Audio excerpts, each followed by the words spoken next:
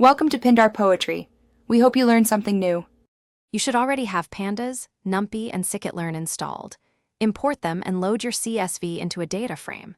Immediately inspect dtypes and null counts so you know which columns need numeric conversion or imputation. Once done, pick the target columns to normalize, avoid identifiers or timestamps.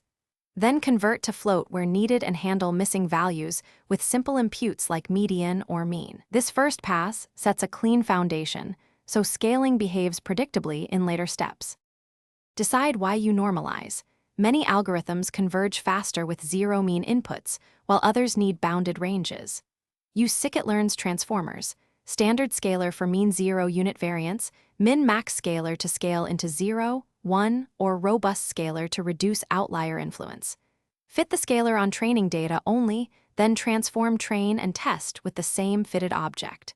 Once done, convert the scaled NumPy array back into a data frame with original column names, so labels and pipelines remain aligned. Finish by embedding the scalar inside a scikit-learn pipeline so preprocessing and model training stay reproducible. Fit transform on your training set and transform on validation and test sets. Save the fitted scalar with joblib or pickle for consistent inference later. If you encounter collapsed features or identical values after scaling, make sure you didn't fit on a constant column or on already standardized data. Check variance and restore raw values if needed. Finally, validate downstream model behavior. Thanks for watching. Consider subscribing if we helped you.